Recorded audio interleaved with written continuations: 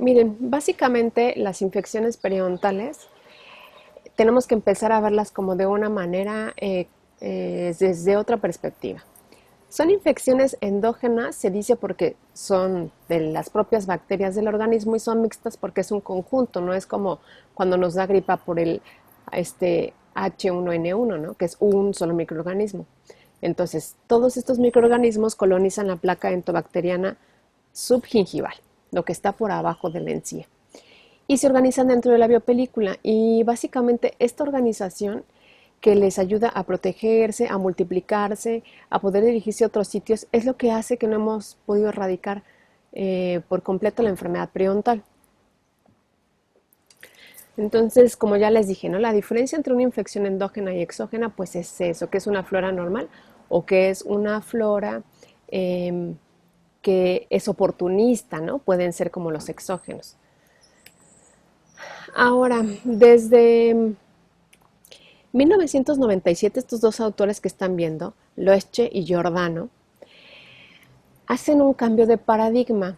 En un principio se pensaba en esta hipótesis de la placa inespecífica, que significa que si yo tengo muchísima placa voy a estar muy enfermo. Eso es lo que se pensaba, ¿no? Que en bocas más sucias, expuestas durante más tiempo, íbamos a encontrar mucha destrucción.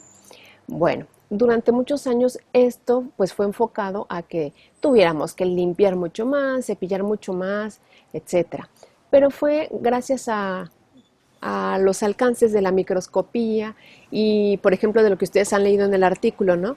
De estas diferencias en cuanto al diagnóstico, que ahora se ha determinado y manejamos la teoría o la hipótesis de la placa específica. Bueno, entonces la placa inespecífica básicamente se debía como a la mala higiene y se pensaba que en cuanto se pudiera controlar la placa, pues ya todo iba a estar bien. ¿En qué consiste esta hipótesis de la placa específica? Estos autores lo que hacen es que con la tecnología actual básicamente pueden decirnos cuáles son los microorganismos específicos que están asociados a lesiones como gingivitis, inflamación, cuáles son los que están asociados a periodontitis y cuáles son los que están asociados a periodontitis agresiva, que es un poco lo que leyeron en el artículo. Entonces se dieron cuenta que no todos los sitios o los pacientes que tenían gingivitis iban a progresar hacia periodontitis. También se dieron cuenta que no todos los sitios que tenían placa dentobacteriana mostraban destrucción. Y que había sitios donde sí había destrucción y no había como tal la presencia de placa dentobacteriana. Y entonces se sugieren estas bacterias como específicas, ¿no? Relacionando que en los sitios donde se encuentra mayor destrucción tienen como un componente similar de los microorganismos. Bueno, como definición según la novena edición de Carranza, la placa dental, así le decíamos, ¿no? Son depósitos blandos que forman una biopelícula adherida a la superficie dentaria o también otras superficies, porque también pueden estar en las prótesis, en las restauraciones. Y las clasificaban como placa supragingival, lo que está pegado a los dientes, el cálculo y la caries, placa marginal, lo que nos ocasionaría gingivitis, y la placa subgingival, que está muy relacionada a la presencia de cálculo, de caries radicular o bien de el desarrollo de periodontitis. Ahora, la definición que está más aceptada en cuanto a enfermedad periodontal, porque se encuentra en el glosario de términos periodontales, es esta. La placa entobacteriana es una masa organizada, consistente, principalmente en microorganismos que se van a adherir a superficies duras y blandas, pero que están recubiertas por una matriz orgánica proteica, que consiste pues prácticamente en los productos bacterianos. Ahora, en cuanto a los aspectos microbiológicos, no sé si han escuchado como la cantidad de bacterias que puedan estar presentes. Bueno, entonces, en todo el organismo siempre vamos a tener bacterias y es lo que yo les digo a los pacientes, no crean que el hilo ahorca las bacterias o el cepillo las aplasta. Las bacterias son necesarias en nuestra boca. Lo que pasa es que tenemos bacterias benéficas y otras que son patógenas. ¿Cuál es la diferencia? Que nosotros, por ejemplo, en cuanto a la piel podemos descamarnos, pero el diente no se descama. Por lo tanto, es mucho más fácil que se desarrolle productos bacterianos que realmente causen problemas como la caries. Y bueno, pues está comprobado que la acumulación de estos microorganismos van a desarrollar pues mayores desechos de su metabolismo y producir la enfermedad periodontal. Bueno, entonces Sí está relacionada la presencia de placa entobacteriana con la presencia de inflamación, que es lo que hace que pase de una inflamación como gingivitis a una pérdida de soporte como periodontitis, pues va de acuerdo a los factores del huésped también. Aquí yo puse estas imágenes, aunque realmente lo que estamos observando ahí básicamente es como materia alba. Ujú. La placa entobacteriana puede no verse. Entonces aquí podemos estar viendo acúmulos de comida, detritus, y la diferencia con la materia alba básicamente es que la materia alba no está organizada. Si yo le echo un chorrito de agua con la jeringa triple o algo así, muy fácil se puede desprender.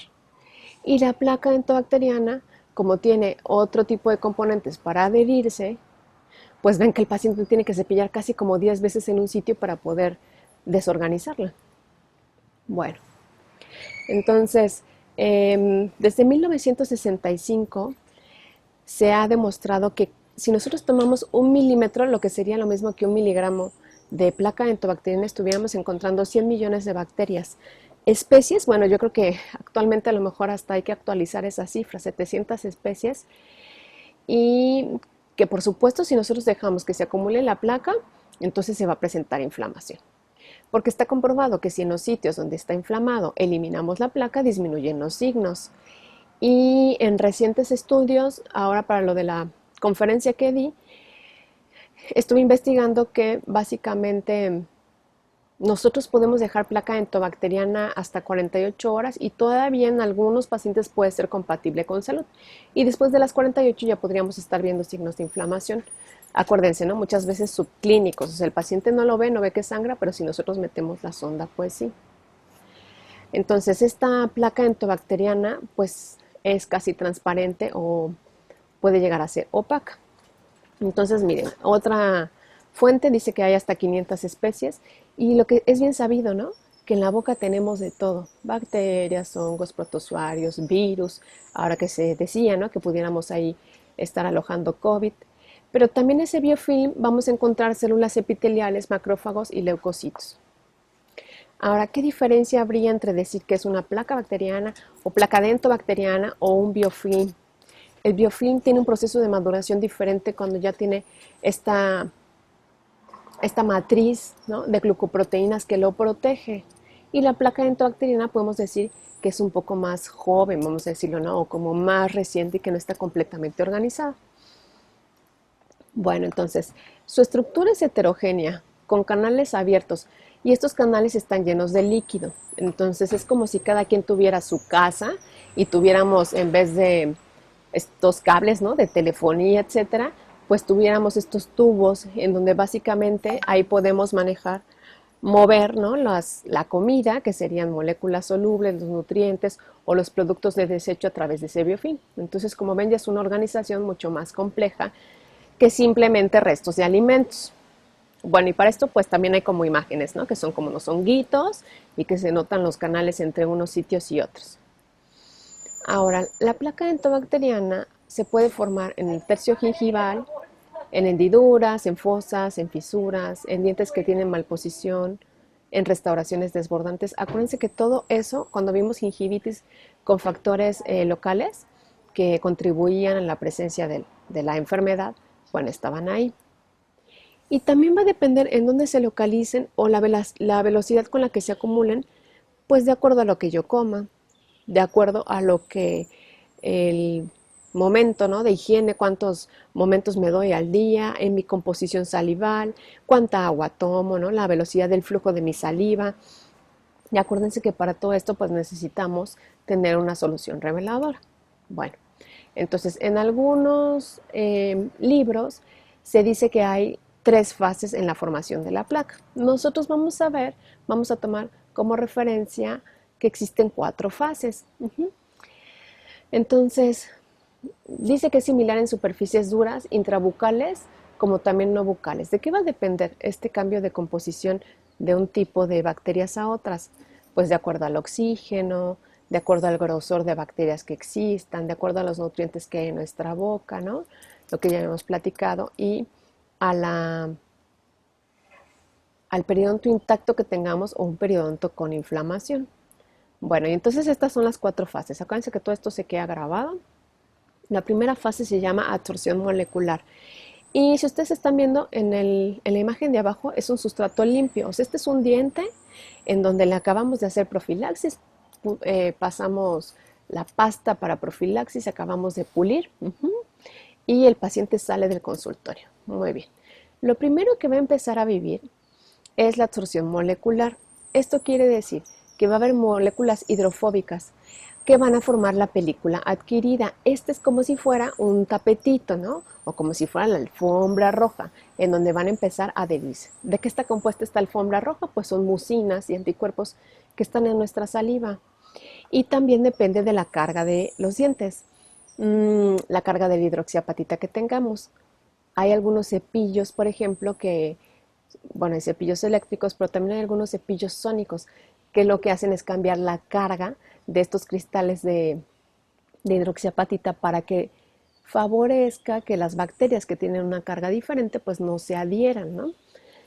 Bueno, entonces lo primero es esta. Es una película adquirida, acuérdense, todavía no son más que puras proteínas salivales.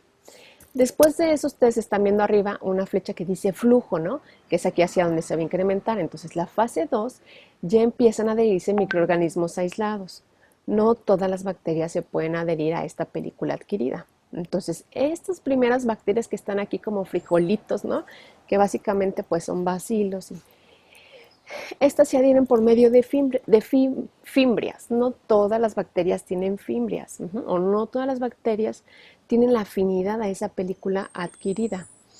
Bueno, entonces esta es la segunda fase. Hasta aquí no podemos decir que se trate de una placa entobacteriana ni de materia alba, ¿no? Al menos que tuviera algo de comida. Y ahora, en la tercera fase, que es como de desarrollo o de multiplicación, vamos a encontrar la matriz extracelular. Entonces observen cómo ya tiene aquí esta línea, ¿no? Que está representando su caparazón protector.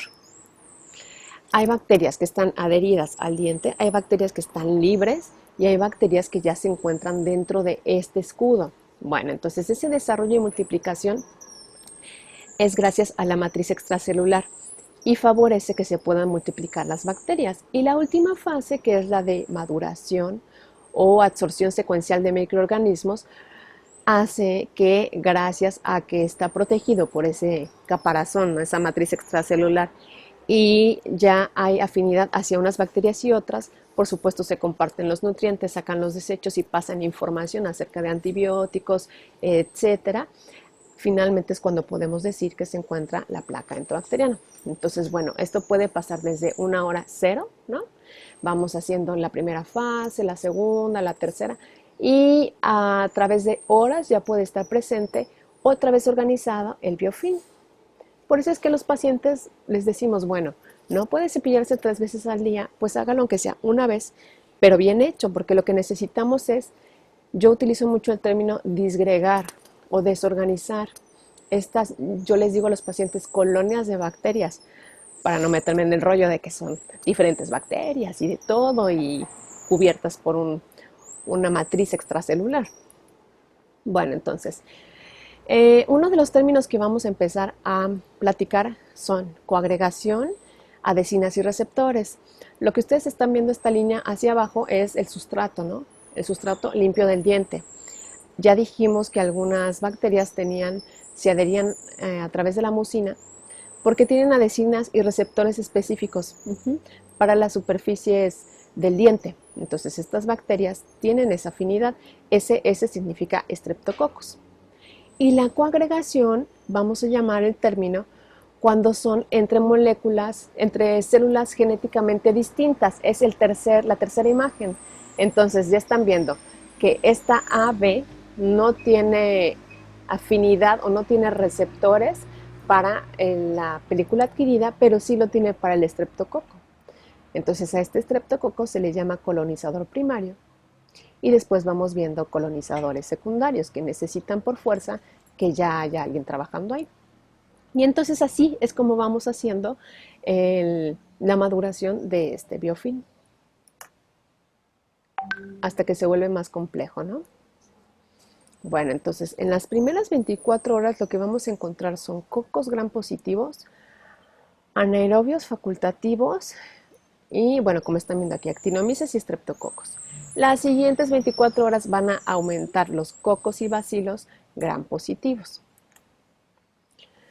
Los cocos y bacilos gram positivos facilitan la adherencia de microorganismos gram negativos. ¿Por qué? Porque estos no tienen la facilidad de adherirse a la superficie del diente, por ejemplo, Fusobacterium nucleatum o Prevotella intermedia. Bueno, y al final, cuando la placa es madura, vamos a decirlo así, o mejor organizada, hay más anaerobios estrictos y más gram negativos, y eso hace que aumente su patogenicidad. Bueno, tengo este video, que es uno de los que les mandé en el chat. Entonces vamos a ver si se... ¿Cuál es el Streptococcus alfa hemolítico optoquina sensible?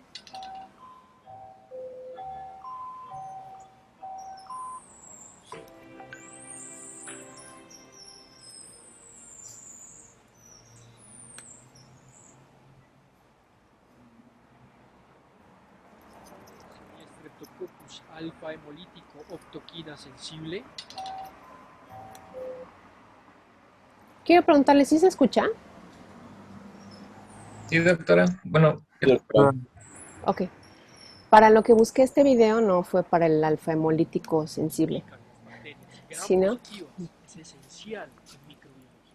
Después de realizar los pasos de la coloración de Gram, las bacterias Gram positivas se verán color morado o violeta, como dicen en otros países.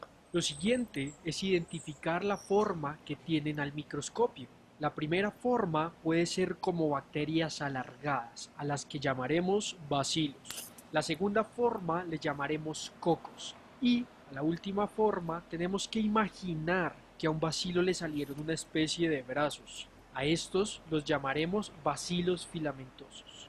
Vamos ahora con los bacilos.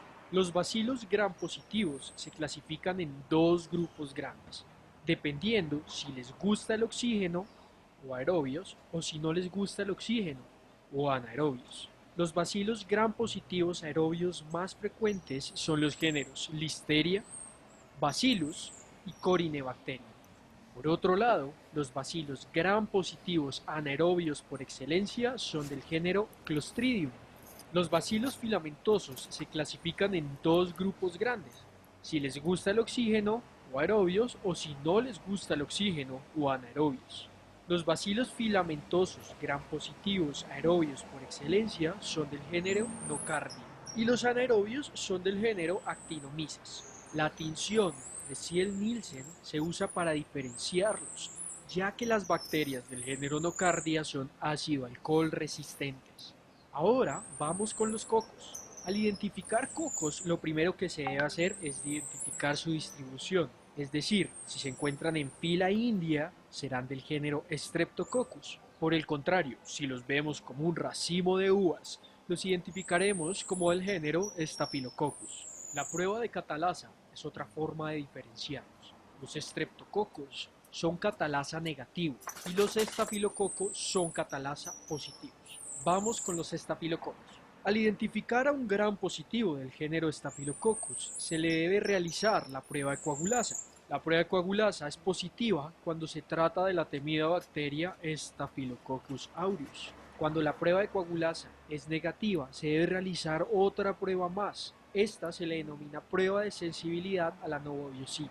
Si la novobiosina destruye a la bacteria, sabemos que se trata del Staphylococcus epidermidis. Por el contrario, si la bacteria es resistente a la novobiosina, hemos aislado al Staphylococcus saprophyticus. Para que no lo olviden, hay una mnemotecnia, que es la piel es alérgica a la novobiosina. Así no lo olvidaremos, que el Staphylococcus epidermidis es sensible a la novobiosina. Ahora vamos con los gram positivos catalasa negativa. Bueno, este video lo pueden ver después, ya les pasé el link.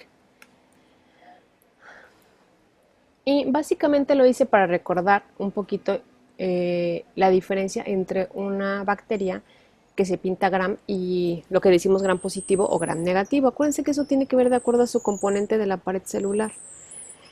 Bueno, y entonces yo les preguntaba en el artículo que cuáles son los periodontopatógenos que están relacionados a la enfermedad periodontal.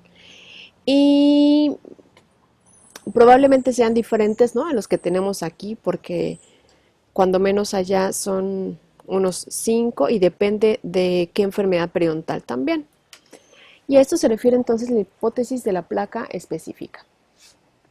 Ahora, no, leyeron también que hay eh,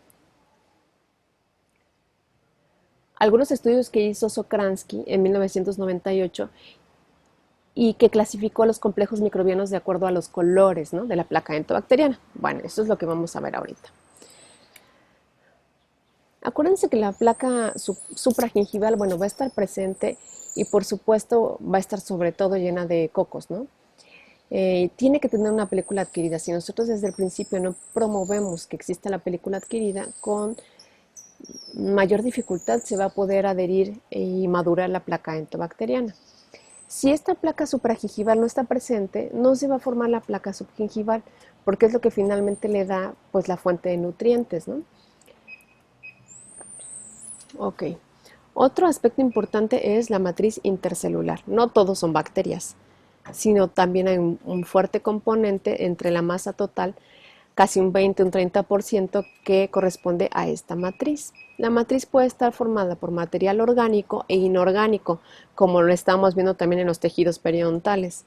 Puede haber polisacáridos, proteínas, glucoproteínas y lípidos. Y en cuanto al inorgánico, puede haber calcio, fósforo, sodio, potasio, fluoruro, líquido crevicular, ¿no?, donde podemos encontrar albúmina y algunos otros productos bacterianos. Bueno, entonces, principalmente la composición de la placa entobacteriana subgingival, primero lo vamos a encontrar como un material orgánico electrodenso y probablemente también encontremos restos de la lámina de adherencia epitelial. Acuérdense, como está epitelio del surco descamado. Luego, en un segundo momento, la placa va a madurar y va a estar más compuesta de cocos y bacilos gram negativos. También podemos encontrar la presencia de algunas células inflamatorias o inmunológicas. Y esta es una imagen que resume más o menos la organización. Miren, hasta abajo dice superficie del diente y la película adquirida, ¿sale? Ya quedamos que tiene que haber película adquirida. Y luego empezamos a ver todos estos que serían como los receptores. Dice proteínas ricas en prolina, ahí lo vamos a ir viendo. Yo no puedo hacerlo grande, pero bueno. Aglutinina salival, ¿no?, y todas las mucinas que están aquí representadas con este tipo de receptores. Después tenemos dos diferencias, colonizadores primarios y colonizadores secundarios. Quedamos que los colonizadores primarios serán aquellos estreptococos que tienen receptores específicos para esta película adquirida. Y estos se prestan para hacer coagregación con otro tipo de bacterias, hasta que finalmente las que ustedes estuvieron revisando, ¿no?, Aggregatibacter actinomyceta incómitas, Porphyromonas intermedia, Treponema denticola, Porphyromonas gingivalis, son colonizadores secundarios. Entonces, si nosotros no permitiéramos que esta placa se madure, pues por supuesto tampoco favoreceríamos la presencia de coagregación de colonizadores secundarios, aunque los tengamos en la boca. Ok, aquí hay otro link de YouTube que fue el que también les mandé y básicamente habla de los postulados de Sokransky. Se los voy a dejar para que lo vean después, para que no ocupemos mucho tiempo ahorita. ¿Qué son estos postulados de Sokransky? Bueno, básicamente para saber que un microorganismo es periodontopatógeno o no, tiene que cumplir estos 5 postulados. Esto fue descrito en 1979. El microorganismo debe estar presente en una porción elevada en aquellos sitios activos de la enfermedad. O sea, tiene que haber asociación. Donde hay enfermedad, tiene que haber una gran proporción de microorganismos periodontopatógenos, ¿no? Luego, cuando quitamos el microorganismo, pues se tiene que quitar la enfermedad. Otro postulado que se tiene que cumplir es que la respuesta inmunohumoral o celular debe ser indicativa de enfermedad. Tiene que haber ahí una respuesta. ¿Cómo lo sabríamos? Pues encontrando antígenos, anticuerpos y las células de defensa. Si nosotros en un experimento animal colocamos los microorganismos dentro del surco, debe de incidir pues la enfermedad periodontal. Y tienen que tener estas bacterias factores de virulencia descritos, ¿no?, para iniciar o agravar la enfermedad. Estas bacterias, entonces, para considerarse periodopatógenas, tienen que cumplir esos 5 postulados. Y esta es la primera imagen que Sokransky y su grupo lo organizó así para nuestro conocimiento. Bueno, ustedes están viendo aquí, primeramente, bueno, los estreptococos. Estos serían los colonizadores primarios, los que están más hacia la izquierda. En el centro se llaman colonizadores puente, ¿no?, o intermedios. Y el complejo rojo, eso es de lo que hablaba el artículo, son esos periodontopatógenos que están relacionados con la enfermedad periodontal. Entonces, fíjense qué secuencia. Tiene que haber placa desde hace mucho tiempo, muchos estreptococos, para que entonces podamos tener una base firme, después estos colonizadores puentes, y finalmente va a estar la presencia de periodontopatógenos, que esos van como al centro del biofilm. Bueno, y este cuadrito es el resumen básicamente de los complejos microbianos. Yo puse verdes, naranjas y rojos de acuerdo a este esquema que hizo Sokransky. Entonces, en un principio, la colonización, vamos a llamarlos benéficos, putativos y patógenos.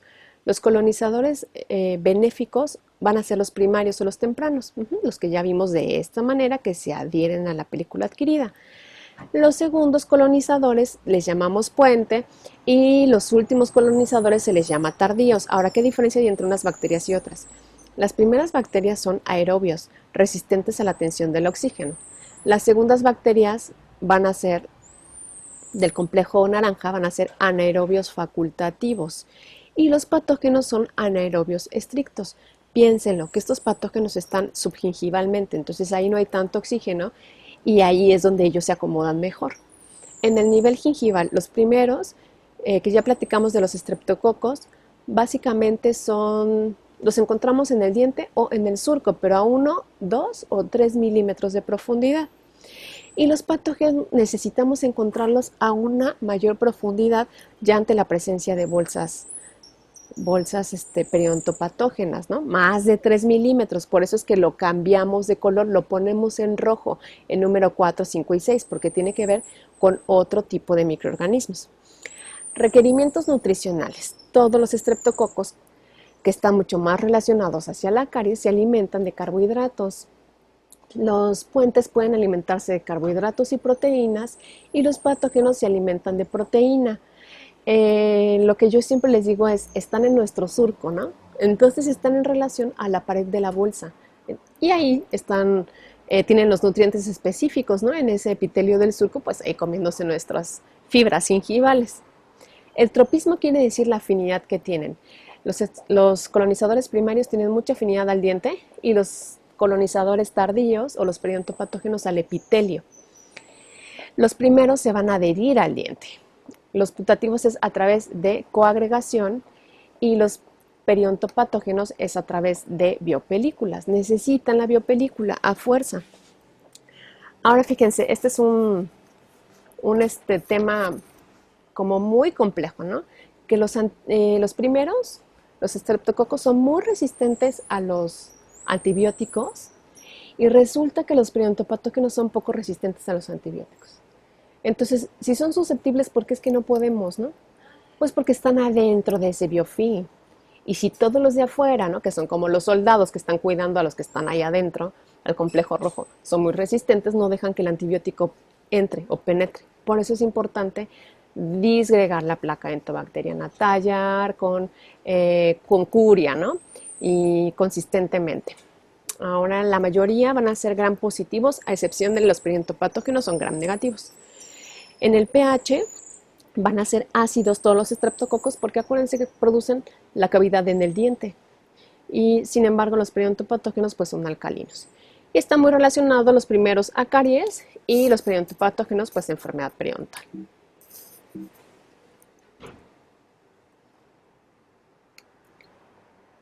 Bueno, y entonces un poquito así, ¿no? Las bacterias primarias, luego las transitorias están aquí y las bacterias periodontopatógenas, acuérdense, son anaerobias, tienen que estar en bolsas más profundas de 3, son alcalinas y producen enfermedad periodontal o gingivitis. Ahora, acuérdense que las bacterias tienen que estar por demás presentes en nuestra boca. Entonces, para que se cree la enfermedad periodontal destructiva tiene que haber una suma de cosas. Uno, tenemos que tener factores relacionados al huésped. Vamos a pensar que tiene sus restauraciones desbordantes o malposición o brackets. Número 2, tiene que haber factores ambientales, o sea, el paciente también tiene estrés, fuma o no toma agua, etc. Tiene que haber especies benéficas porque acuérdense que si no tenemos esa base de las bacterias que sí se adhieren al diente, las otras no lo pueden hacer. Entonces, muchas especies benéficas y presencias de especies patógenas para que todo esto contribuya a la enfermedad. Y termino con este esquema. Antes los complejos eran esas bolitas, ahora es esta pirámide. Si se dan cuenta, todos los colonizadores primarios, estreptococos y lo que estuvimos platicando, forman la base muy grande de este biofilm. Finalmente vienen los puentes, ¿no?, que son como una proporción también grande, y fíjense, los periodontopatógenos son los más chiquititos. Esto también fue publicado por el equipo de Sokransky